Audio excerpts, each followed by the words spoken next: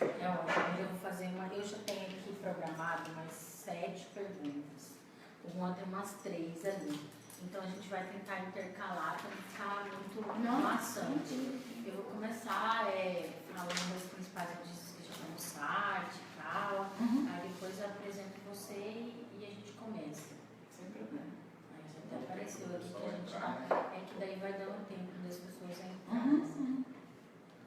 Mas aí. Laurinha, avisa aí nos grupos, por favor. Já avisou nos grupos? Será que já colocou também nos nossos outros? Da campanha? Acho legal pôr em todos. Você fala pra mim, pega o Pede para ele pôr nos da campanha que ele tem acesso? Do site. Acho que tá aqui na segunda. Mas olha, vamos falar assim, tá legal o uso da internet. Eu tô gostando de ver assim.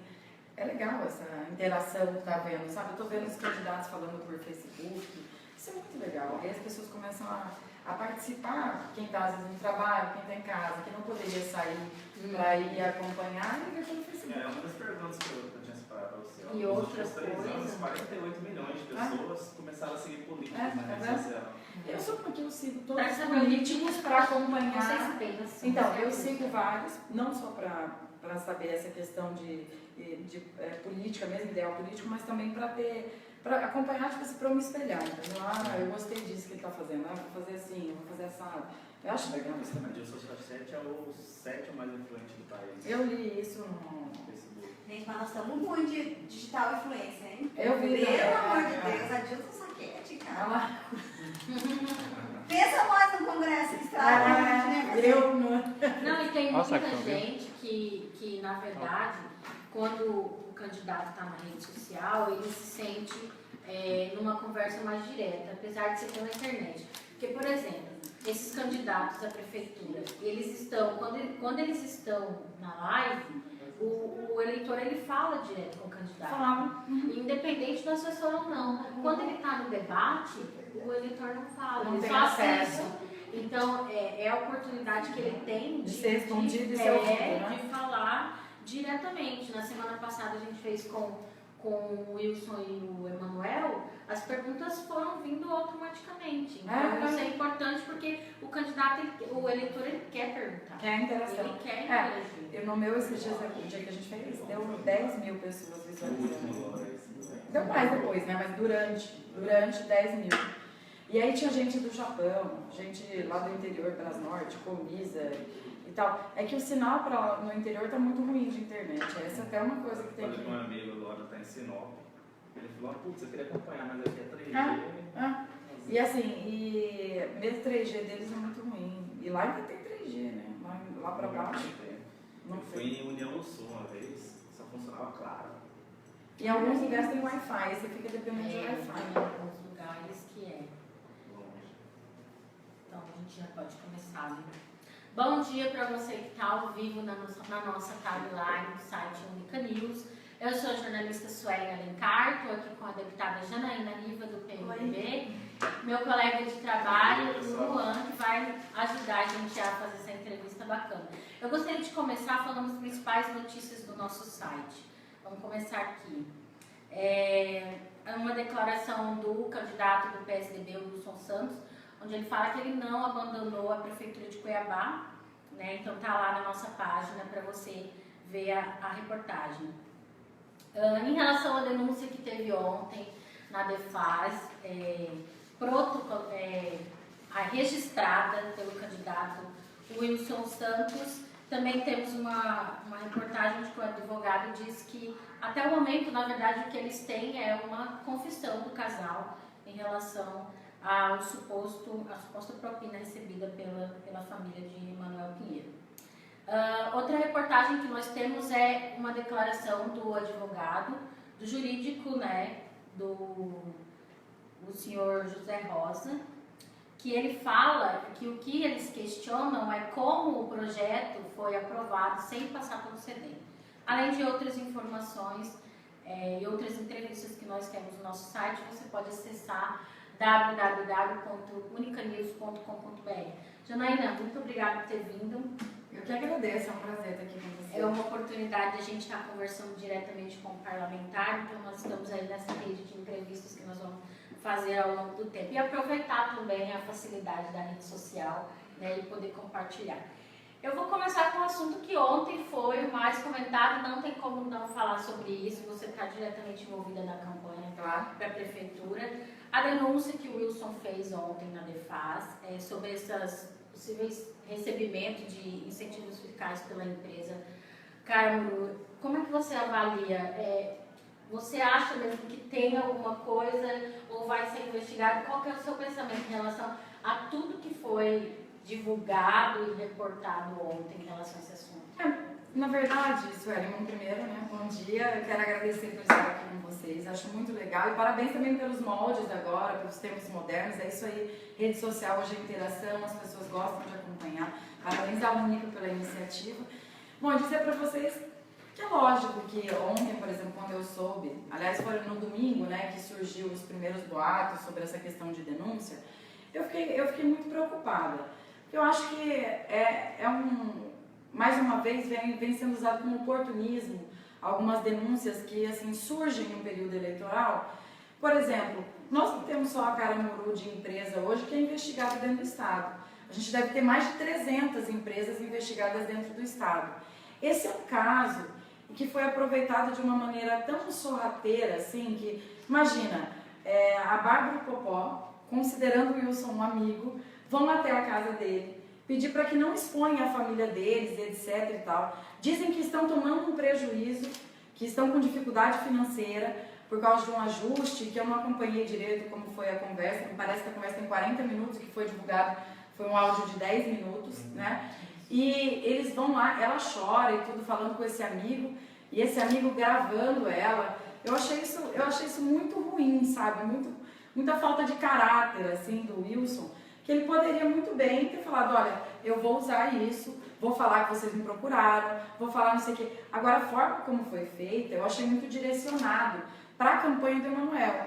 E não é a primeira vez que o Wilson faz isso. Na campanha passada, o Wilson pagou 10 mil reais para um velhinho falar que o Alexandre César tinha roubado a casa dele, tirado ele da casa dele. E venceu as eleições do Alexandre César com esse velhinho. E assim, esse tipo de fazer política, na minha opinião, ele tinha que ser banido da sociedade. A gente está acompanhando uma campanha tão suja em Cuiabá, que ontem, por exemplo, eu encontrei várias pessoas que me disseram que não vão votar. E alguns que me disseram que vão votar no menos pior. Então isso é muito preocupante. Deveria estar se debatendo aí propostas. Você vê, o Popó, que é o irmão do Emanuel, ele é um empresário do setor privado, emprega pessoas, paga seus impostos e responde por si. Diferente do que foi o caso do Elias, que querem comparar, que é um servidor público, pago com dinheiro público, ameaçando os servidores públicos, que são pagos por nós, contribuintes. Então são casos extremamente diferentes. Acho que tem sim que ser investigado, mas que não pode ser usado isso dessa forma eleitoreira como está sendo usado. Inclusive na Assembleia, eu vou falar sobre essa questão de quebra de decoro. Se o Wilson tinha essa informação e não divulgou, tão grave como ele diz ter, isso é prevaricação. Acusar um colega deputado sem ter provas também é quebra de decoro. E gravação ilegal também é quebra de decoro. Então tem uns 3 ou 4 já que eles se encaixam. Eles falam muito, Janaína, em comitê da maldade. Já viu o Emanuel falando sobre isso? E ontem, até numa entrevista, o deputado Eduardo Botelho também falou. Só que parece que esse comitê da maldade existe, mas ninguém vê. Só ouve falar dele. Você acha que tem mesmo essa questão de comitê da maldade aqui em Cuiabá? Tem, como eu disse para vocês. Esse caso do velhinho foi um que eu fiquei sabendo, que foram 10 mil reais. Na época a denúncia estourou, não sei se vocês lembram. Essa questão daquele jornal que foi distribuído nas ruas da cidade. Que imagina, você pega um jornal, uma coisa é você entrar, como você entra no site da Única, você vê matéria do Wilson, matéria do Emanuel. Isso é imparcialidade. Agora, você pegar um jornal e você vê lá que só tem matéria positiva de um candidato e contrária ao outro, é de se estranhar. Óbvio que tem alguma coisa.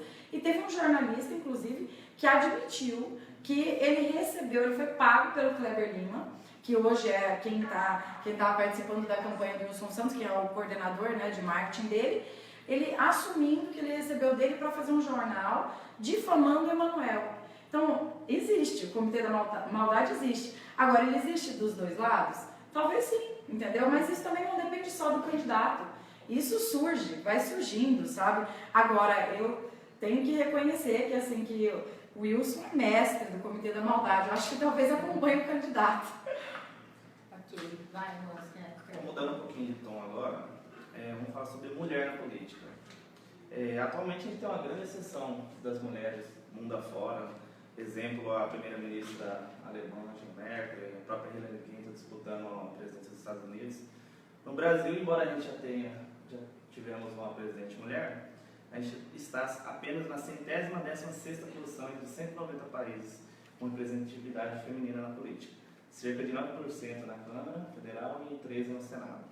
Em Mato Grosso, ao longo da história, 13 mulheres apenas ocuparam o posto de deputado.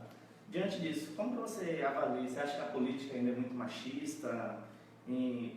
Como é a falta de interesse das mulheres, ou falta de oportunidade? Como você avalia esse cenário? Existe, o machismo existe, mas eu acho que ele não está tanto no parlamento quanto ele está nos eleitores. Né? Eu acho que isso é uma questão muito mais cultural da nossa população com relação ao voto feminino, até porque alguns ainda têm a visão da mulher com fragilidade, que a mulher ela é frágil, que a mulher ela não aguenta debate, que a mulher ela não consegue responder à altura, ou que ela vai se desestabilizar em um debate, que ela não demonstra força. E eu venho tentando quebrar esse tabu dentro da Assembleia. Então, muitas vezes sou criticada pela minha postura, alguns às vezes acham postura muito masculina. Pode ser que seja, de repente, aos olhos de alguns. Na minha opinião, é uma postura de independência e de igualdade. Eu quero lá me colocar com igualdade com relação aos meus colegas. Tanto é que eu não reclamo quando nós temos um debate e nós falamos de igual para igual. Agora, quando parte para aquele lado de mulher, de emoção, de vida pessoal, aí isso é um machismo que existe, ainda mais assim, muito pequeno dentro do parlamento. Lá, a maioria das vezes, quando a gente está em um debate grande assim, eles me tratam realmente com igualdade. Eu gosto que seja assim, né? Não quero que mude uma vírgula do que ele falaria para um colega homem, no caso eu sendo mulher. Agora, isso é uma questão realmente que nós temos que trabalhar com as mulheres. Eu comecei a fazer em algumas escolas públicas umas palestras assim, falando e conscientizando as meninas da importância que é a participação feminina. E fazendo comparações, como começa dentro da sala de aula, sabe? Aquela situação dentro da sala de que o menino ele pode tudo, ele é o bagunceiro e tal, e ele se vangloria disso. E a menina que faz isso, ela é marginalizada. Então, assim, fazendo comparações do dia a dia, como quando nasce uma menina, e a menina, quando ela vai brincar, ela ganha uma boneca, e o menino, ele ganha um carrinho. Então, quer dizer, o homem já é criado para ele passear, a vida dele vai ser... É uma vida, vamos dizer assim, mais liberal, uma vida mais... muito mais tranquila de se levar, tanto no âmbito pessoal, como no âmbito particular, no âmbito público, direito de trabalho, essas coisas, do que a mulher. Então, isso você tem que começar a quebrar o tabu desde crianças.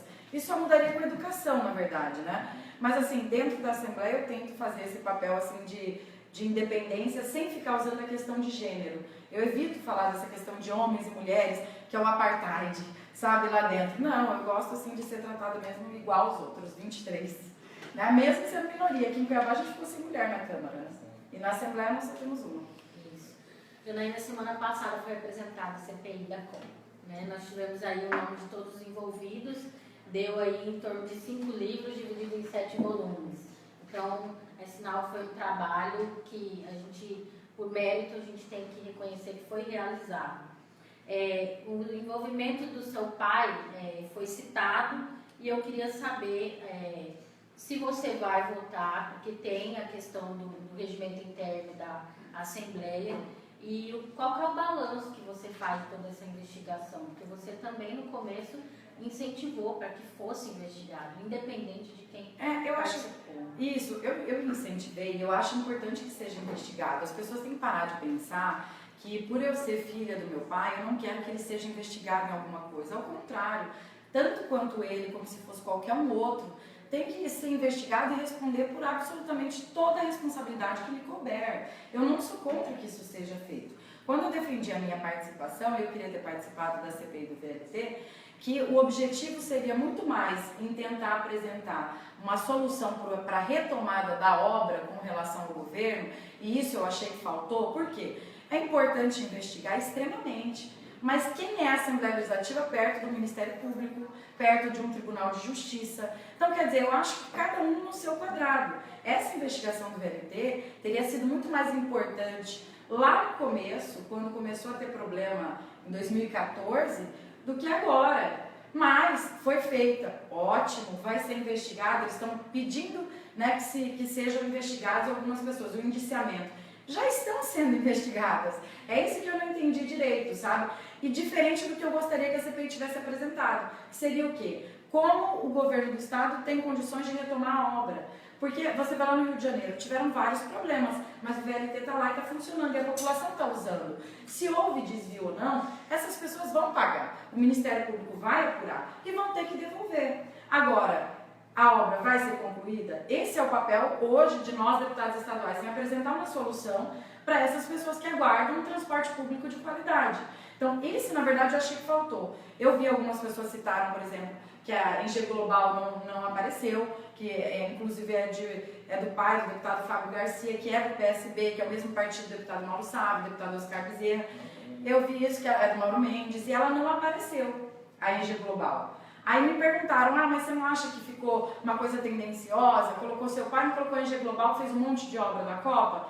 Eu não posso dizer, porque eu realmente acompanhei algumas etapas da CPI e eu vi que foi um trabalho sério. Eles realmente ouviram várias pessoas, eles fizeram um estudo. Então, como que eu vou chegar e vou dizer que por causa disso, isso deve ter uma justificativa plausível e aí eu deixo para quem está na CPI. Quanto à votação, não vou participar da votação, vou me abster do voto, para não dizer que eu estou querendo impedir alguma coisa, não é a minha vontade.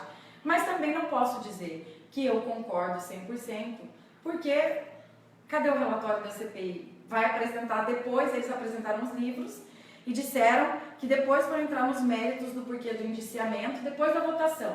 Mas os deputados tinham que saber antes o porquê para poder votar, né? E não tem como você ler hoje tantos livros em tão pouco tempo e você ter uma decisão formada sobre aquilo. Então, assim, eu acho bom que haja mesmo essa votação, que passe, para não dizer que houve na Assembleia qualquer movimento para que não se investigasse alguém. Essa é a impressão que as pessoas querem dar caso eu vote ao contrário. Por isso que eu prefiro me abster e que os colegas votem. Vai passar, mas já está acontecendo a investigação. Então, assim, na minha opinião, não teve um resultado, vamos dizer assim, produtivo, como poderia ter se nós apresentássemos um estudo do Tribunal de Contas, junto com a Assembleia, e uma solução, de fato, para a conclusão do VLT. Uma das coisas que foi questionada lá no nosso site, estava presente na apresentação do relatório, o presidente, Guilherme Maluf, até chegou a dizer que foi um erro geral de várias instituições, do TCE, do TCU,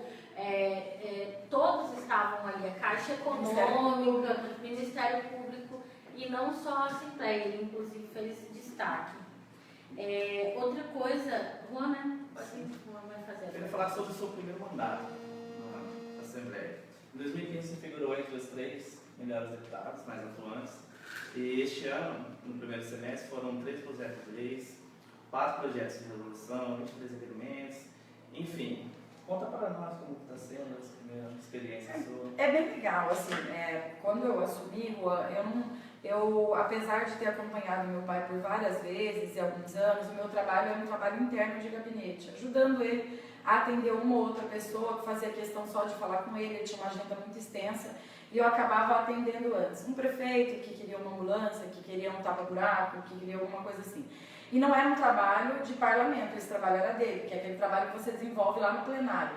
Então, quando eu assumi, num primeiro momento, eu fiquei um pouco quietinha, acompanhando para ver como funcionava. E demorou um pouco, óbvio, também natural, para eu pegar como funcionava dentro do plenário, os debates, principalmente, aquela hora que você tem que se impor para ter o direito de palavra, senão você é vetado de usar a palavra. Aí o momento de você apresentar sua indicação, você defender ela, seu projeto de lei. Tem deputado que passa pelo parlamento e durante os 4 anos ele não consegue ter um projeto de lei aprovado e sancionado pelo governo. Isso é muito difícil de acontecer. Você tem que dar celeridade nas comissões, e lá funciona, você tem uma comissão de mérito e uma comissão que ela é de legalidade, que é de Constituição e Justiça. Então, obrigatoriamente, todos os seus projetos, eles passam pelas duas. Então, às vezes, um colega segura, quer contribuir, aí ele se ocupa com outras coisas e o projeto não anda. Então, assim, no começo eu tive muita dificuldade com isso. Hoje não, hoje eu já me inteirei do trabalho das comissões e já consigo fazer o meu mandato ter mais produtividade, que é a produção parlamentar. Só que as pessoas têm dificuldade em entender qual que é o trabalho de um parlamentar, que o parlamentar ele não faz, né? E eu tive maior dificuldade porque meu pai tinha esse perfil no passado. A Assembleia agia como um braço do governo, sabe? Precisa de um tapa-buraco, precisa de um não sei o quê, ele fazia acontecer. E hoje, ainda mais eu sendo oposição, eu tenho essa dificuldade de mostrar para as pessoas que eu não tenho como fazer isso. E que meu trabalho é fazer leis e fiscalizar o executivo. As emendas parlamentares, elas são uma novidade. Antes elas não existiam, hoje elas são obrigatórias, mesmo assim não são cumpridas, como um todo. Mas às vezes as pessoas acham que é só esse o nosso papel. Sabe, o deputado não colocou emenda aqui, o deputado... E eu fui votado em 138 municípios, imagina, 138. Dos 138, eu tenho que escolher onde eu vou pôr 4.800.000. Então é muito difícil administrar isso. Só que aos poucos aí eu começo a mostrar. Agora a gente aprovou, e eu achei muito legal a questão do passe livre para os PNS, né, portadores de necessidades especiais. É um projeto super bonito, legal, e que eu já vejo assim nas pessoas que mostra, olha, é isso aqui que o parlamentar faz leis para melhorar a vida das pessoas. Você acha que por ser oposição é muito difícil se destacar? Não, ao contrário, eu acho que hoje, com o governo com dificuldade, o governador tendo dificuldade em administrar, a oposição cresce, né? Então, assim, a mídia acaba sendo gratuita. Quando você vai fazer uma fala, você está representando todos os descontentes. Esse é o bom da oposição. Quando a pessoa está descontente, ele vai procurar uma deputada de oposição. Então, assim, eu recebo muitas denúncias, muitos pedidos. Aquela questão do IML, por exemplo, que o corpo ficou lá 12 horas por falta de luva. Isso aí chegou em mim, assim, em segundos, sabe? Por próprios servidores do IML. Então, isso chega muito rápido no deputado de oposição. Quer dizer, deputada, olha aqui no IML está sem luva, entendeu? Aqui a gente não tem luva para trabalhar e o governo suplementou a comunicação em 1.800.000, olha a contradição e tal. Então isso é do nosso discurso, isso cresce, sabe, a cada dia que passa por ser oposição. Então não é que quanto pior estiver o governo, melhor para a oposição, mas quanto maior a dificuldade do governante, melhor para a oposição. Então o governante tendo dificuldade em administrar, cresce o trabalho da oposição. Quer dizer, a oposição estava falando, na época do governador Silval, e eu vejo isso, muitos deputados recebem críticas, porque foram omissos, porque deixaram de falar, deixaram de provocar. Dizem que esses deputados, foram omissos porque também estavam mamando, porque tinham cargos, porque não sei o quê. Então, eu acho importante eu continuar do jeito que eu estou, sem cargos, sem ter nada do governo, para poder falar o que eu bem entender, sem ter nenhum rabo preso por ninguém. Eu gosto de ficar, assim, ser dessa postura independente. Janaína, nós temos uma pergunta aí pela live. Se você tem algum projeto político para ser futura governadora do estado? Eu acho que o sonho de qualquer político é crescer na vida pública, isso é natural, né? Agora, assim, se for para ser governadora, para passar vergonha igual eu acho que o Pedro Táxi está passando, eu não quero ser governadora.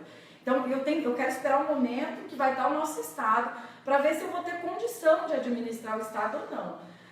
Hoje, por exemplo, eu tenho 27 anos, óbvio que eu adquiri muita experiência, eu desde novinha estou já nessa... Eu sou defensora, por exemplo, da lei que está lá, já passou pelo Congresso, passou pela Câmara, vai passar pelo Senado, que é aquele projeto de lei que na verdade é uma PEC, né? É uma emenda constitucional que ela reduz dos 31 anos para governador para 29 e dos 35 de senador para 29. Eu acho, inclusive, que tinha que ser 18 anos, que é a idade hoje quando você, quer dizer, se você pode assumir responsabilidade, exatamente, 18, porque você não pode, você pode se candidatar a vereador, pode se candidatar a senador ou a governador, por que não? É contraditório, né? Então eu sou a favor. Agora, vai da cabeça de cada um se você está preparado ou não para assumir tal cargo.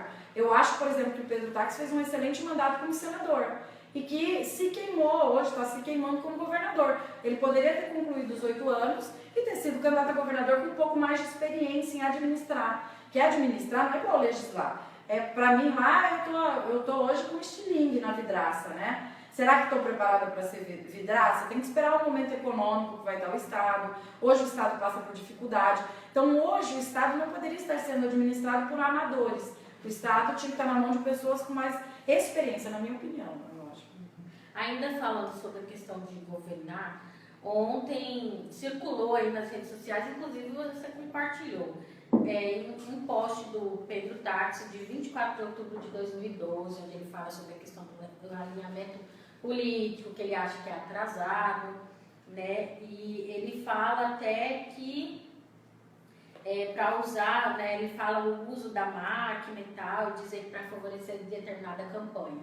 Eu queria perguntar para você, na verdade, como é que você avalia a participação do governador nessa campanha de Cuiabá? Porque ele está atuante na campanha do candidato Wilson Santos, e eu queria saber como é que você acha, como é que você avalia o posicionamento dele, tanto nas caminhadas que a gente vê, quanto nas redes sociais. Eu já tinha falado sobre isso, assim, que eu acho muito ruim essa participação do governador como manipulação do voto do eleitorado, usando assim do seu poder, da sua posição, para fazer com que as pessoas sejam coagidas, vamos dizer assim, a votar em seu candidato. Quer dizer, então, que se eu não votar no candidato governador, pelo que o governador está falando, meu município não vai ser tão bem tratado como se eu votasse no candidato dele. Isso é muito ruim. O posicionamento do Pedro Táxi em 2012 é o mesmo que eu tenho hoje. Essa questão de alinhamento político, o alinhamento do político tem que ser com o eleitor. O governador tem que garantir que a voz da maioria tem que ser respaldada com apoio político. Quer dizer, então, que o Pedro gosta do Wilson, mas não gosta do povo de Cuiabá? Eu acho isso muito ruim, sabe? Eu acho que o governador usar a máquina, aquele áudio do Elias, pelo amor de Deus, imagina eu chegar nos meus funcionários e dizer a eles o seguinte: se vocês não votarem no meu candidato, amanhã vocês estão na rua. Óbvio que não me agradaria ter algum funcionário meu apoiando o outro candidato, etc e tal. Mas isso é uma questão política, nós somos seres políticos, cada um se adapta àquilo que ele bem entende. Mas não vou obrigar ninguém a adesivar carro, ninguém a ir em reunião de Emanuel, porque é o meu candidato. Eu tenho como liderança que fazê-los entender o porquê ele seria o melhor, mas não condicionar isso a alguma coisa, não condicionar isso a recurso ao município, não condicionar isso, por exemplo, dentro do meu gabinete, ao seu emprego. Quer dizer, isso é um voto livre, isso é um voto de cabresto. E isso que ele disse naquela época, em 2012, era porque era interessante para ele que isso fosse respeitado, que não houvesse o alinhamento, porque ele não era governador Silval e ele não era Dilma à época. Então, para ele, naquele momento, o alinhamento não era bom. Hoje, diferente, ele vê que o momento para ele hoje é de alinhamento, porque ele é governador e quer fazer o prefeito. Mas eu tenho certeza que isso também é no calor da política e da emoção. Que passado tudo isso, eu não tenho dúvida nenhuma que sendo Emanuel, sendo o Joãozinho, sendo qualquer um, ele vai ter que honrar com os compromissos de Cuiabá, porque senão quem vai tomar daqui a 2 anos é ele. Ele vai ser candidato novamente. Então o eleitor tem que entender que o jogo virou. Quem manda hoje é o eleitor, não é o político. Antigamente funcionava assim com coronelismo. Hoje, quem tem valor é o eleitor e não o político. Quem manda somos nós aqui que vamos votar no dia 30 e não quem são os candidatos. Nós definimos. Tanto é, e já ficou comprovado com o impeachment da Dilma, que antes, inclusive, né, você elegia 4 anos de treva, você tinha que suportar aquilo. Eu acho que depois que caiu uma presidente da República, está na hora dos políticos tomarem um chazinho de humildade e reconhecer que não existe mais coronel, não existe mais dono de voto, não existe mais quem mande em nada. Quem manda é a população. Isso está muito claro para mim. Bom, como eu tinha falado no começo do nosso bate-papo, 48 milhões de pessoas nos últimos 3 anos começaram a seguir políticos na rede social. Você tem 45 mil seguidores no Facebook. Quase 46 já. 46? Quase 46? Você acha importante estar dentro dessa ferramenta? Você acredita que a participação cívica e política dos jovens aumenta com esse tipo de atitude? Muito, muito. Vou falar para vocês por quê. Como eu disse no começo, lá dentro da Assembleia eu busco quebrar tabus, né? E no começo do meu mandato eu era muito criticada por algumas posturas, por sair à noite, por beber, por ter foto com um copo na mão, porque eu tinha um posicionamento dentro da tribuna que eu era muito ofensiva na opinião de alguns.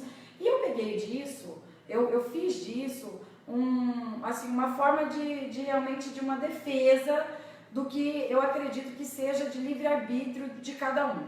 Tanto é que nas redes sociais, eu vejo muitos políticos que eles fazem da rede social, por exemplo, o seu marketing pessoal, ele só posta ele como deputado, ele só posta ele em momentos assim de solenes, em momentos formais. E eu acompanhava aquilo lá, falava assim, poxa, isso soa tão superficial para as pessoas. Tipo assim, se eu apoio um político, eu tenho que entender que ele tem duas formas de viver. Uma é quando ele está trabalhando, que ali eu exijo dele uma postura, eu exijo que ele me represente, mas ele também tem a vida pessoal dele. E que chega dessa conversinha de que, eu sou um santo, eu não faço nada errado. Todos nós somos seres humanos, suscetíveis ao erro. E eu gosto de usar minhas redes sociais para demonstrar isso. E acompanho outros deputados, como eu disse a vocês, e até respeito alguns querem ter sua vida pessoal, sua vida privada, e querem preservá-la. Isso sim, acho ótimo. Mas eu gosto de acompanhar e ver como se posiciona o meu deputado no seu dia a dia. E eu digo meu deputado, porque a maioria que eu acompanho são os deputados de fora. Aqui no estado, poucos são os que usam, né, as redes sociais. Você até falou do Adilton Sacchetti. É o sétimo mais influente do país e é um deputado federal. E eu acompanho vários deputados federais também, principalmente os jovens, né? Para eu ver como eles se portam, tudo. E a maioria tem uma postura parecida com a minha. Eles postam tanto a vida pessoal, quanto postam também o seu dia a dia no trabalho. Então, essa interação, por que ela é importante? Eu hoje no meu Instagram, por exemplo, tenho acho que 44 mil seguidores, não sei nem se tem 45, não vou nem usar esse número, eu acho que é 44. Mas hoje com os seguidores do Instagram, eu acompanho mais o Instagram até do que o Facebook. O Facebook eu também interajo, mas a demanda do Facebook é muito maior. O Instagram, como é menor, eu respondo mais, assim, sabe? E eu filtro também. Se entrou lá e fez um comentário que é negativo com relação ao meu mandato de deputada, eu mantenho. Se entrou e faltou com respeito a mim ou a minha família, bloqueio e excluo. Por quê? Porque aquele é o meu perfil. Você acha difícil 44.600. 44.600. Separar a área política do pessoal? Você acha que também fica difícil para o usuário? Você sabe assim, às vezes é lógico, acontece até porque eu sou jovem e tal, de ter alguma cantada, alguma coisa assim, pro lado pessoal. Mas isso acontece porque eu dou essa liberdade, certo? Se eu uso pra minha vida pessoal, as pessoas sentem que tem essa liberdade. Eu estive falando também que você também é a grande responsável pelas críticas, Sim, porque você se expõe muito. Isso, eu sou a responsável pelas críticas, porque eu me exponho, mas como eu te disse, num primeiro momento, eu achava que isso era ruim. Depois eu falei, não, eu vou defender o meu poder de sair, de ser jovem, de curtir e de ter também a minha vida pessoal, porque isso não é uma defesa para mim só, isso é uma defesa que eu estou fazendo para todas as mulheres do estado. E isso muitas mandam para mim no particular. Você me representa, nossa, aqui dentro da minha casa eu falo pro meu pai, olha aí, a Janaína, ela trabalha, ela tem os filhos dela, ela é divorciada e ela não deve nada pra ninguém, ela tem que curtir mesmo e tal. Isso começou a surgir e eu peguei isso uma bandeira feminina mesmo, né? Eu não sou feminista, como eu disse pra vocês, de ficar defendendo gênero e tal, mas é uma bandeira minha essa defesa das mulheres. Eu quero que as mulheres comecem a se sentir empoderadas, sabe? Nós estamos... eu digo sempre, nós não temos que brigar por espaço na política, mas pelo empoderamento da mulher na política, de mostrarmos que nós também temos o poder de decidir e de fazer por nós mesmas, sabe? Então, isso, aí eu busquei na vida pessoal isso.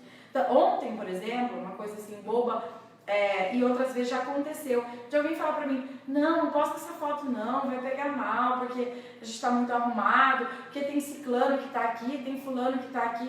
Pera lá. Cadê? Aí isso me ofende, sabe? Eu me sinto assim, como mulher, eu me sinto ferida de alguém querer dizer porque nós somos mulheres ou não, se a gente pode estar numa mesa que tem homens, se pode estar numa mesa que tem bebida, ou se pode estar numa mesa que está discutindo política. No passado, a mulher não podia discutir política.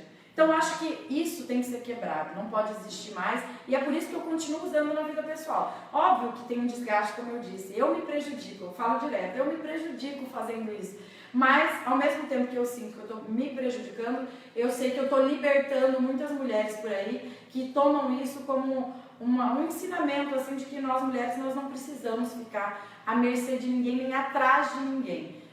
Eu brinco até, às vezes eu falo, ou é ao lado ou é na frente, atrás jamais.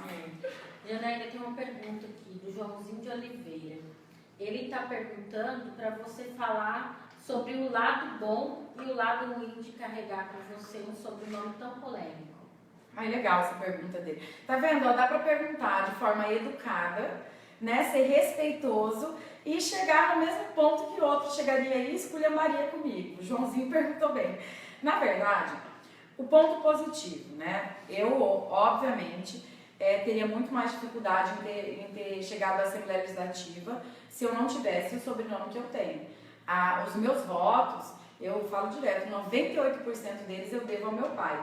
As mulheres têm dificuldade. Eu não posso ser um exemplo para as mulheres que têm dificuldade de chegar na vida pública, porque eu tive recurso, eu tive um pai que me transferiu praticamente todos os seus votos. Meu pai fez 94 mil, eu fiz 48 mil votos, ele fez 94. Então você vê assim que poderia inclusive ter transferido muito mais, mas estava numa chapa majoritária e tal, e preferiu dividir com os outros colegas, e alguns municípios eu sequer pisei para não dar ciúme, para não ter aquela coisa.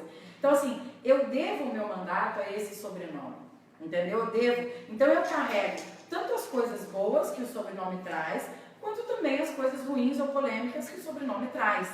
Agora, meu objetivo logo depois de eleita foi trazer essa desvinculação de Janaína com o José Riva. Ele é meu pai, amor da minha vida, meu ídolo, tenho admiração extrema por ele. Mas eu tenho que me colocar como uma deputada, mulher, jovem e que, obviamente, que tem pensamentos muito diferentes e divergentes do dele. Exatamente. Meu pai foi deputado por 20 anos. Então, óbvio que muitas vezes eu e ele, a gente se pega discutindo, até brinco com ele que a gente mais viu de arrancar rabo do que de amores. Porque nós, politicamente, nós temos ideologias diferentes. Eu assumi em uma época, eu estou na época de Sérgio Moro, quer dizer, agora os políticos têm que tomar muito mais cuidado com o que eles fazem. Não é, antigamente era praxe, ficar atendendo todo mundo, paga caixão, paga isso, paga aquilo, remédio, exame, Os tempos mudaram, são outros. Então eu tenho que ter esse posicionamento de desvinculação, porque eu quero ter minha autonomia, eu quero ter minha independência. E ele me escolheu, meu pai, sabendo disso. Lá em casa eu sempre fui o voto divergente, sabe? Aquele voto que é diferente de todo mundo. Não foi à toa que é a ovelha negra da família, sou eu.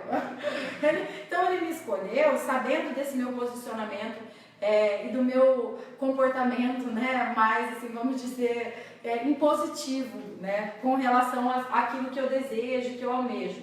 Então, por exemplo, ele ficou chateado comigo por causa dos comentários que eu fiz com relação ao Wilson Santos. Achou que eu peguei pesado, né? Que eu chamei de Santos do Paulo, que eu falei tal coisa. Ele achou que eu peguei pesado. Eu falei pra ele, mas ele não me respeita também. Não, mas não é por isso que você tem que ir no nível dele. Então, assim, às vezes a gente diverge em muitas coisas, mas nem por isso eu deixo de fazer do jeito que eu quero. Eu ouço o que ele fala, porque eu ouço o que minha mãe fala.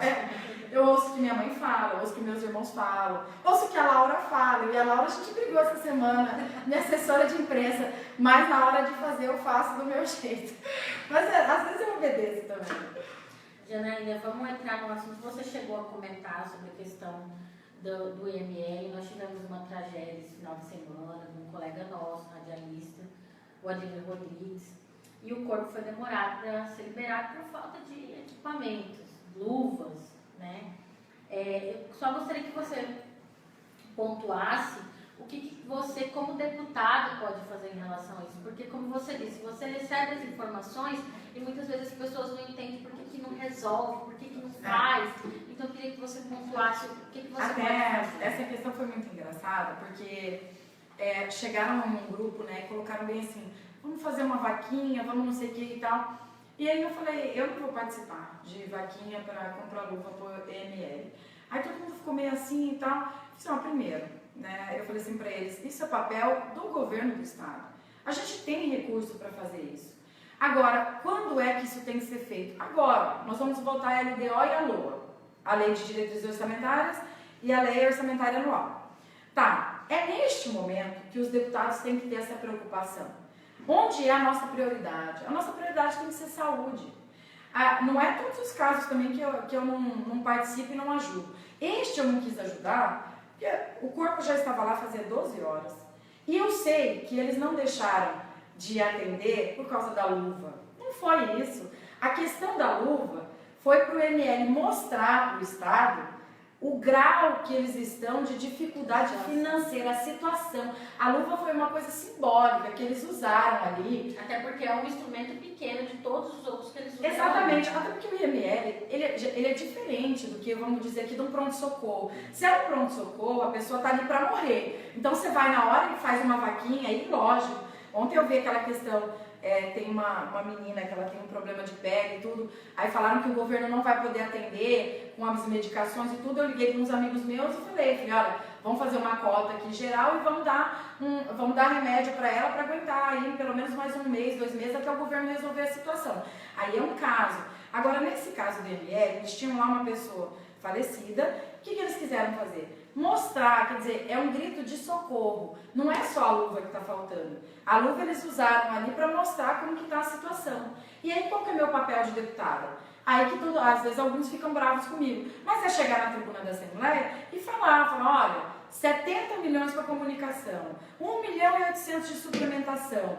A comunicação é importante? Extremamente. Mas se qualquer um de nós aqui, inclusive vocês que trabalham com comunicação, tiver algum problema agora ali na rua, não importa se tem dinheiro ou não, você vai para o pronto-socorro municipal. Então, e cadê o recurso do pronto-socorro municipal? 20 milhões de atraso do governo com a prefeitura. Então, isso são coisas que, como oposição, eu tenho que pontuar na Assembleia e os deputados têm que entender. E aí, por isso que eu sou a favor, inclusive, daquela questão de político ter que usar escola pública, saúde pública, disso ser obrigatório. Eu sei que fere alguns princípios da Constituição, da liberdade, etc e tal. Mas se isso acontecesse, pode ter certeza que a realidade da educação, da saúde pública, seria completamente diferente. Como política, eu falo para você que eu sou estadual, aqui, óbvio que eu não consigo mudar isso.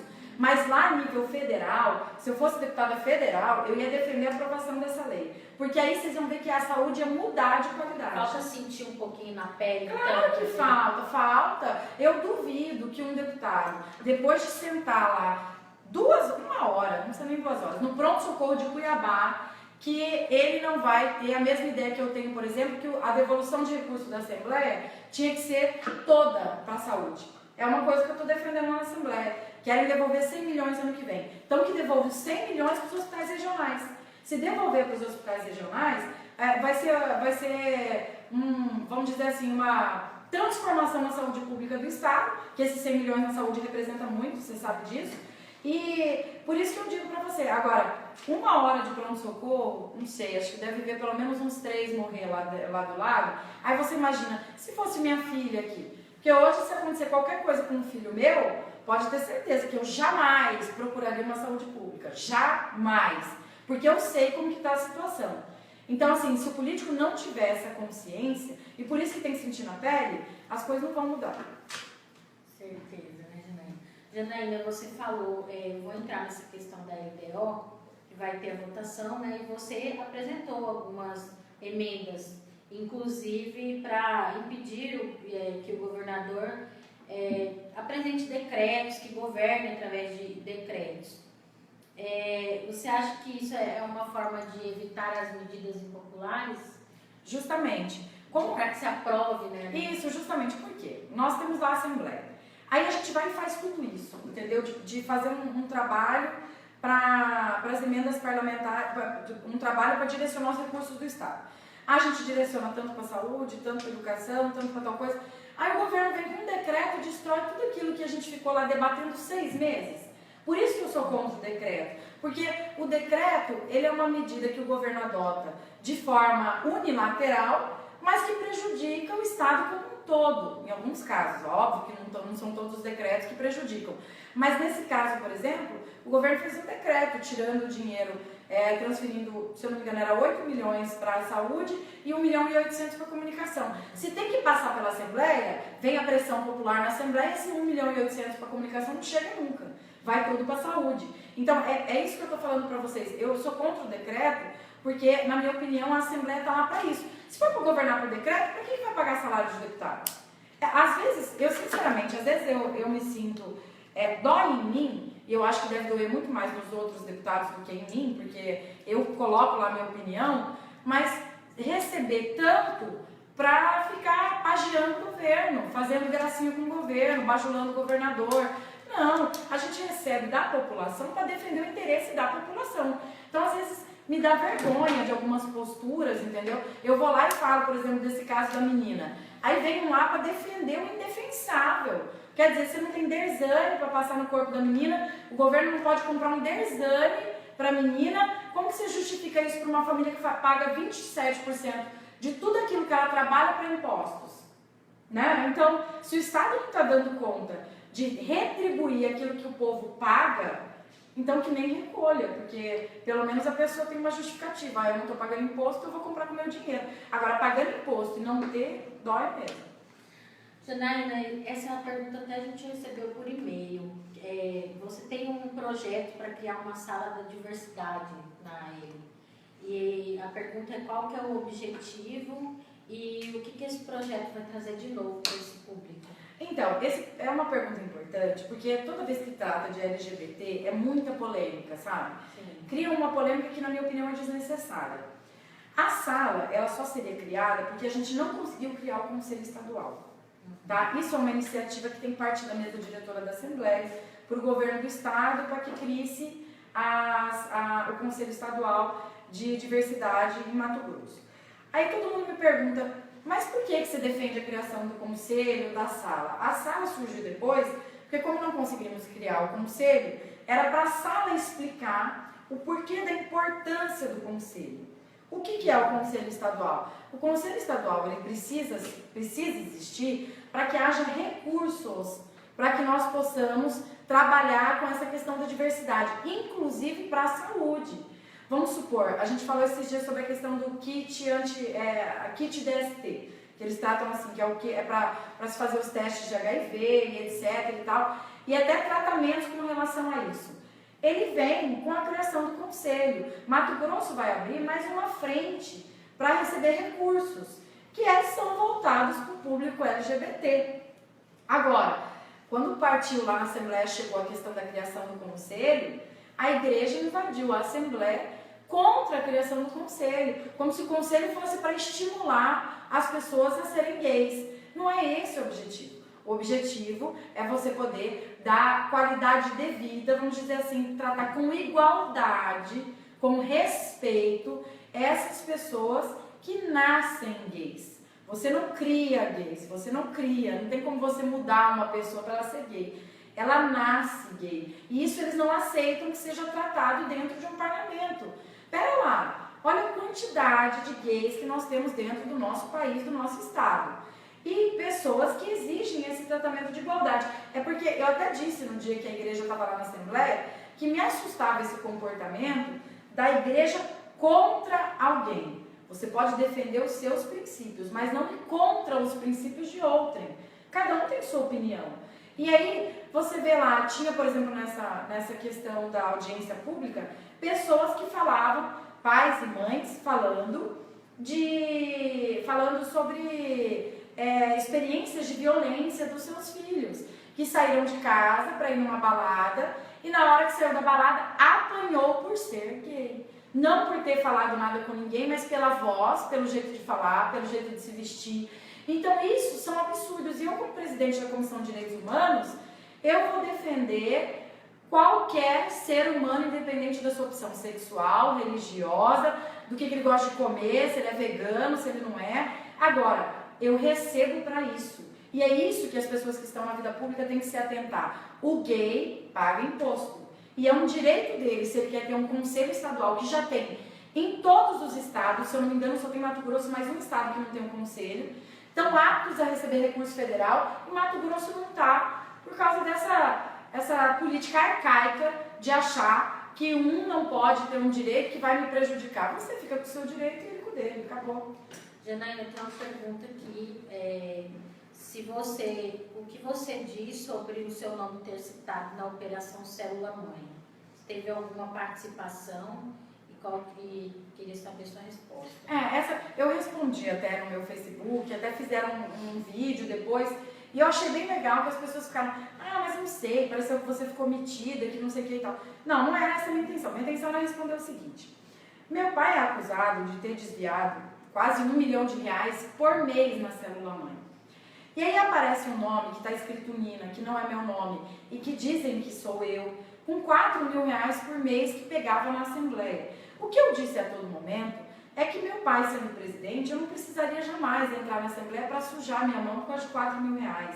Se querem me acusar ele de ter feito qualquer desvio de recurso, não é por isso que eu iria até lá para fazer isso. Ele é meu pai, eu moro com ele. Eu só disse o seguinte, que eu acho uma falta de nexo muito grande. Quer dizer, eu pegaria com uma secretária, com um terceiro, e não pegaria com meu pai.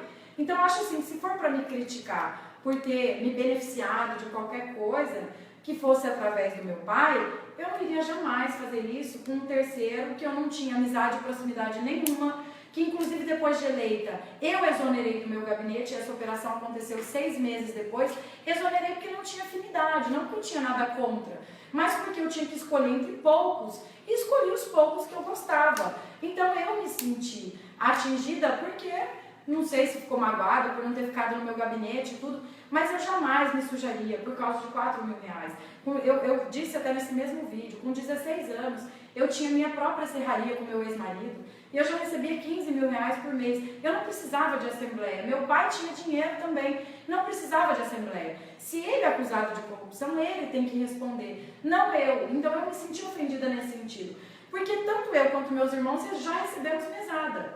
Agora, eles querem dizer que por isso eu tenho compromisso, eu fico comprometida com o que aconteceu na Assembleia.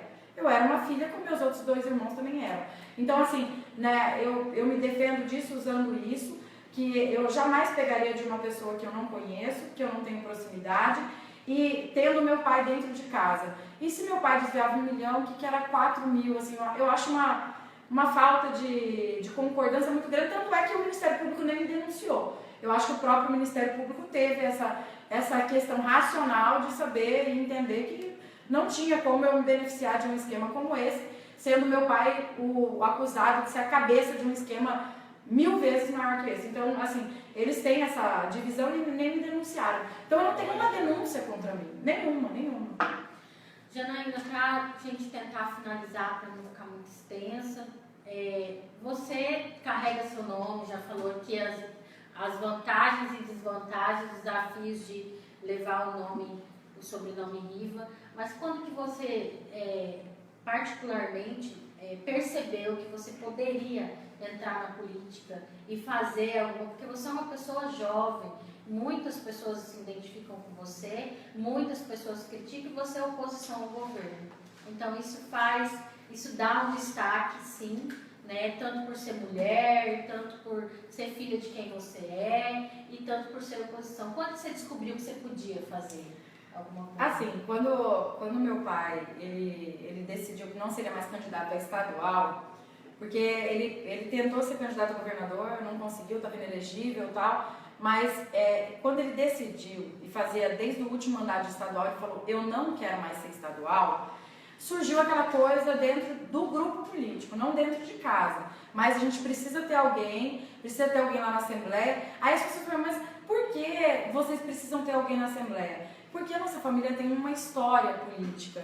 Então eu não posso pensar só em mim como jovem, eu acho assim, entrou na chuva para se molhar. Quando meu pai veio com essa em casa, ele já veio com a intenção de que eu fosse a candidata. Né? E eu tenho um irmão mais velho. Eu falei, mas por que não é meu irmão? Meu irmão é médico, é homem, porque é homem, mas Janaína, isso é preconceito? Eu não, mas homem pode levar mais pancada do que nós mulheres, que pra eles tanto fez, tanto faz, entendeu? O que é pra... meu irmão, por exemplo, eu sempre falei isso, o homem ele é ofendido, ele não fica tido na cidade como uma prostituta como é a mulher. Nós mulheres, as pessoas têm medo de falar de entrar na vida pública, por causa da execração que é, entendeu? Não é fácil para um marido entrar num site e ver às vezes o que falam sobre mim, um namorado entrar e ver o que falam sobre mim, diferente do homem, que o homem pode tudo, essa é a visão das pessoas. Por que não vai o Júnior, que é mais velho, que é tal? Ó, Juninho, eu não quero isso pra mim, eu não quero minha vida exposta, eu quero minha família perto, eu não quero ficar viajando e tal. E eu sabia que ser candidata eu teria que renunciar a muita coisa. E às vezes as pessoas acham que para mim o ganho que eu tenho estando na vida pública é muito maior. Era tão bom quando eu era mais uma, entendeu? Assim, não tinha essa responsabilidade de ter que ficar atendendo aos interesses de todos, sabe? Então era prático para mim. Final de semana eu pegava, desligava meu celular, e ia curtir com a minha família. Hoje não. No dia 1º de janeiro, de madrugada, dia 31 pro dia 1º, eu estava tentando achar uma UTI para um paciente lá de Nobres. Então, quando meu pai falou em casa, eu falei, pai, eu estava grávida do José Geraldo, eu falei assim, eu tô grávida, eu quero cuidar do meu filho e tal. Mas aí começou a pressão da base, entendeu? A pressão é lá de Juara, a pressão é lá de Novo Horizonte. Por quê? Uma andorinha só não faz verão. Se lançasse um candidato de Juara, teria muita dificuldade em se eleger, porque não tem como conhecer todo o estado, conhecer todo mundo em tão pouco tempo. Foi por isso que o sobrenome foi importante. Foi exatamente nesse momento que pesou a escolha do grupo político, porque foi uma escolha de todos, não foi uma escolha minha. Sentou a família inteira, sentou todos os vereadores, sentou os prefeitos, que eram apoiados pelo meu pai, e todos, não, tem que ser a Janaína, porque se for o fulano é de tal região, na minha região não vai entrar. O ciclano é de tal região, na minha região não vai entrar. E eu não, eu já era do estado, vamos dizer assim, coisa do meu pai. Então não tinha esse ciúme que poderia ter se fosse outro candidato. E aí eu disse para eles, e é o que eu venho mantendo até agora, e não mudei de opinião. Tá, tudo bem, eu vou ser candidata? Vou. Parei de amamentar meu filho com 4 meses para ser candidata. E isso eu sei que o tempo não vai voltar atrás. A minha vida, o que eu estou vivendo hoje na vida pública, principalmente por ser oposição, eu sinto na responsabilidade de estar lá na Assembleia, independente do que aconteça na sessão. Eu evito faltar, eu abro mão da minha vida pessoal. Mas Janaína, é bom, você recebe para isso? É ótimo, óbvio, eu recebo para isso. Eu ganho bem e tal. Agora, a renúncia, para mim, na minha posição social, é muito grande, muito grande. Então, quando meu pai escolheu, eu falei, eu vou, mas vai ser o seguinte, eu não vou viver de ser deputada estadual. Vão ser 4 anos de trabalho, se tiver que ser candidata, mais uma vez, porque eu não quero ficar vivendo de escrava de Assembleia Legislativa. Eu quero ficar lá e fazer meu trabalho, se tiver bom, continuo mais uma vez. Eu não vou passar a minha vida lá dentro da Assembleia como meu pai fez. Eu não vou abrir mão da minha vida pessoal por anos e anos e anos, não. Enquanto eu contribuir para a vida pública, enquanto eu estiver ajudando lá... mas esse é o discurso de todo político. Vocês não vão me ver disputando 3, 4 mandatos para estadual. Esquece, não vai acontecer. Porque eu acho extremamente desgastante no âmbito pessoal. Aquelas discussões que eu tenho lá dentro, quando está o Wilson Santos, quando está, às vezes, o Dr. Leonardo, que também é vice-líder, quando está qualquer um que seja dos meus colegas, vocês podem ter certeza, eu chego em casa, parece que passa um caminhão em cima de mim. Eu não gosto de ficar batendo boca, mas ali não tem outro jeito. Debate é assim, parlamento é assim. Então eu não quero passar minha vida, batendo martelo lá nas mesmas coisas, entendeu? Eu acho que serviço público, cargo de deputado, etc., ele tem que ser passageiro, as pessoas têm que desapegar. Minha profissão não é deputada, eu estou deputada, entendeu? Então eu não vejo a hora assim de render o meu trabalho, contribuir, e eu também poder viver minha vida daqui a um tempo, cuidar das minhas coisas. Mas você era empresária, a gente nunca viu o que você fazia e tal. Óbvio, eu não vou ficar postando quando eu estiver cuidando das minhas coisas pessoais. Mas eu já cheguei a cubicar madeira e eu era feliz, assim, entendeu? Porque não tinha ninguém falando mal do que eu estava fazendo ali. É bom também. Aprendendo a conviver com a estética, né? Janaína, tem uma pergunta aqui do Marcos Paulo, não entendi muito bem. Ele pergunta sobre as multas e também sobre os servidores, mas não sei em que contexto. Eu acredito que as multas sejam... É municipal, né? As multas são municipais. O prefeito Mauro Mendes criou aí os radares e tal. Eu sou amiga do Thiago França, que é secretário da Secretaria de Mobilidade Urbana. Falo para ele que eu considero ele um dos melhores secretários dessa gestão. Fez um ótimo trabalho, como eu estou falando aqui também. Mudou completamente, né, a qualidade do trânsito de Cuiabá. E às vezes até brigava com ele por causa de alguma coisa que eu não gostava, mas pessoalmente falando, não como deputada, porque às vezes você analisa só o seu lado, né? Mudou, inverteu minha rua, tá ruim para mim, o secretário não presta. Mas eu brinco com ele que ele é um grande secretário, ainda está, né, no mandato. Inclusive eu já até brinquei com ele, que ele apoia, lógico, ele ele apoia o Wilson Santos, mas eu brinquei com ele e falei, não, Thiago, mas eu quero que o Emanuel te mantenha lá, porque você realmente merece, independente de apoio político, merece. Mas as multas é uma coisa que incomoda todo mundo. Agora, a gente tem também que aprender a dirigir com mais educação no trânsito. Eu ainda não vi os dados, e posso até pedir para o Thiago isso, para a gente ter, né, do que mudou com a implantação dos radares, etc e tal, para ele passar para a gente o que mudou. Será que diminuiu a quantidade de acidentes? Tudo que eu me lembro, ele falou que sim, e de forma drástica. Se eu não me engano, isso passa de 50%. Tanto é que ele falou esses dias, falou, olha, recorde, 40 dias sem acidente, esses tempos atrás, entendeu? E isso deve muito aos radares e às multas, né?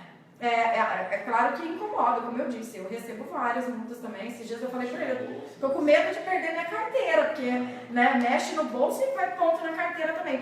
Mas a gente tem que aprender que nós estamos tratando de coisa pública e você tem que dirigir mesmo com responsabilidade, você tem que se preocupar e tomo multa porque mereço, sabe? No celular, às vezes, tá sem cinto e mereço mesmo, porque se daqui a pouco eu sofrer um acidente, aí vai pro... Se eu não me engano, eu vi uma pesquisa, não lembro se é 70% ou 90% dos leitos de UTI e leitos públicos são para vítimas de trânsito. Então é por isso que é importante a multa. É a forma de doer no bolso, é só assim mesmo pra gente mudar.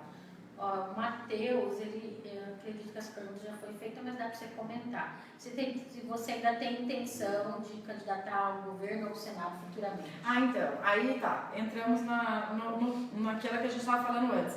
Essa questão de governo, como eu disse, eu ainda tenho um certo receio. Eu estou no parlamento e, como eu disse, parlamento você é estilingue, você tem liberdade, tal.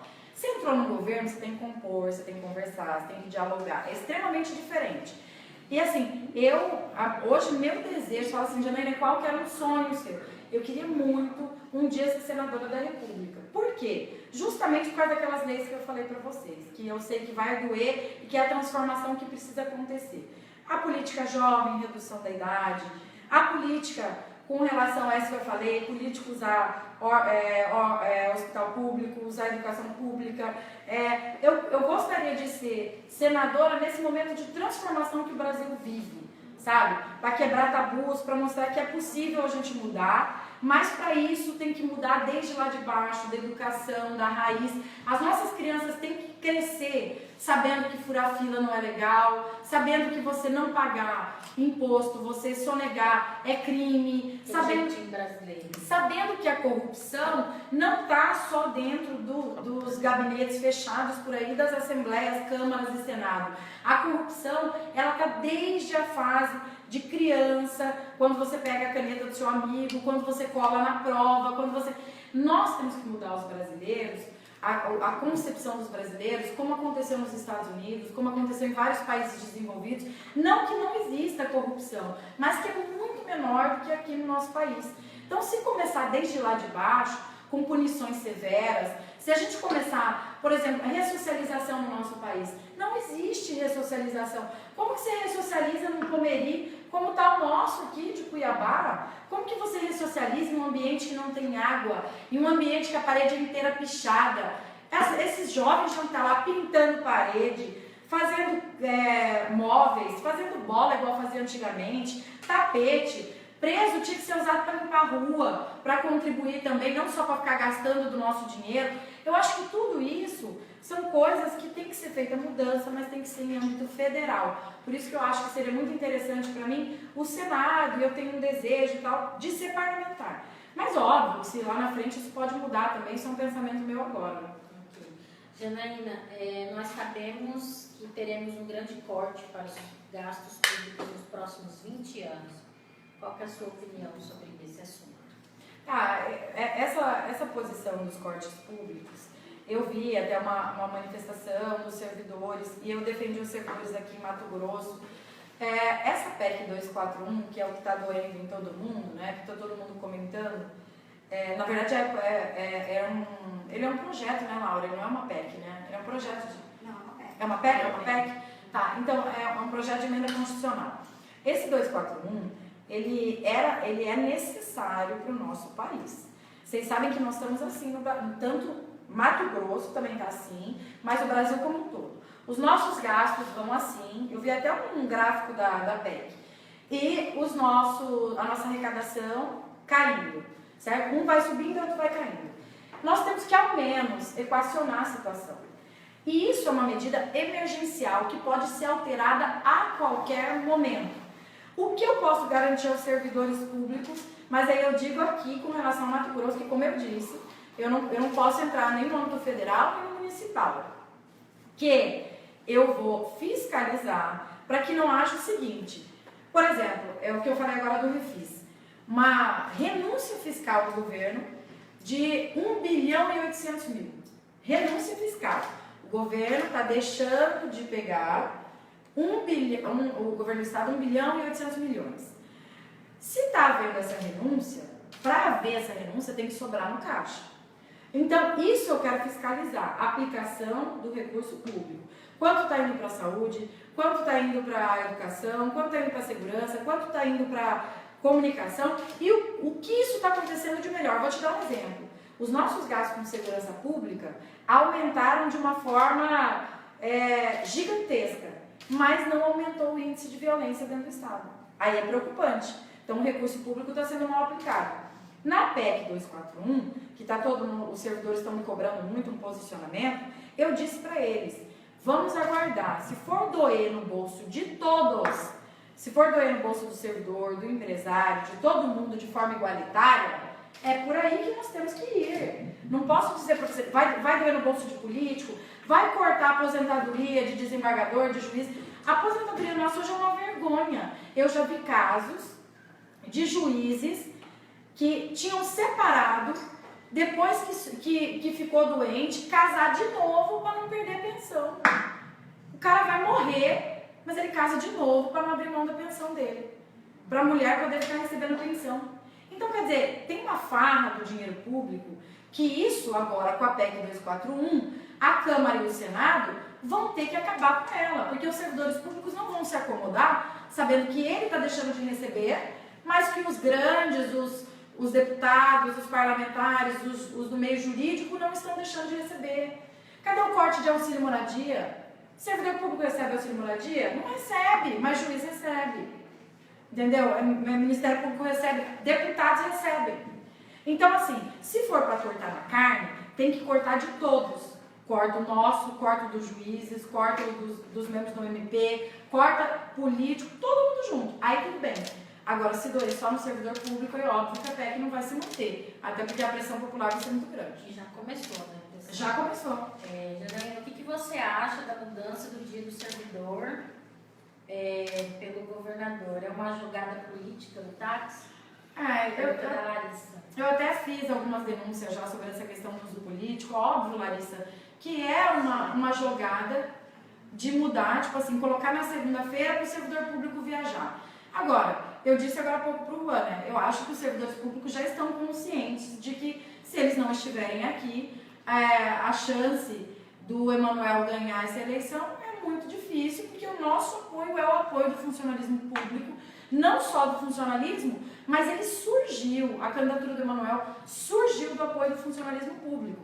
Então, se o funcionalismo público quer ter o respaldo que tiveram na Assembleia com o Emanuel Pinheiro, eu não tenho dúvida que eles vão estar aqui. E eu sei que a maioria já percebeu isso, que é uma jogada política, entendeu? Segunda-feira não vai trabalhar para ver se vão viajar. Agora, eu acho que as pessoas, como eu disse agora há pouco, a política mudou muito, a consciência política está muito grande e as pessoas se enganam em pensar que o eleitor consciente hoje ele não vai à urna, que ele vai votar branco, que ele vai votar nulo. Eu disse para vocês agora há pouco que eu estou ouvindo gente falar que vai votar no menos pior, estou ouvindo gente falar que não sabe o que fazer mais, porque a sujeira está tão grande nessa eleição, de acusação, disso e daquilo, que está decepcionando todo o eleitorado. Eu, por exemplo, quando você pega para assistir um debate, você quer o quê? Você quer novas ideias, você quer ouvir propostas novas, você quer ouvir uma solução para o seu problema da sua casa, entendeu? Quer dizer, meu filho saiu ontem, foi roubado o celular, foi roubado o tênis, e o cara... Né? Então, isso para o político é muito ruim. Os políticos têm que aprender que nós mesmos estamos acabando com a gente, sabe? Um acusa tanto o outro, que acaba perdendo assim, a credibilidade e também a noção do que é hoje fazer política.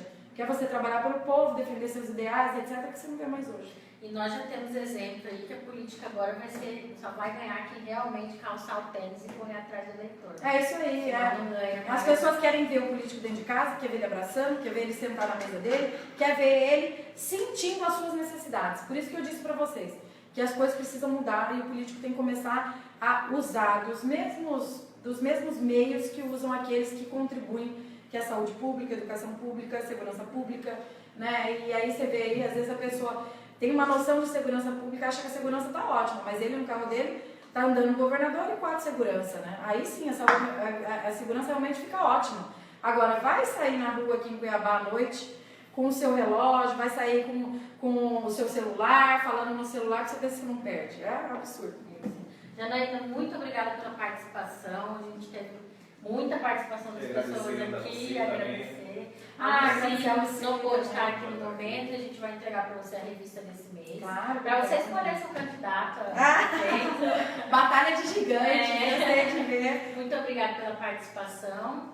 E gostaria de agradecer todo mundo que acompanhou. E para que você continue acessando a nossa página www.unicanews.com.br. Hoje foi eu e o Juan aqui, entrevistando a deputada Janaína Riva, e semana que vem a gente tem mais.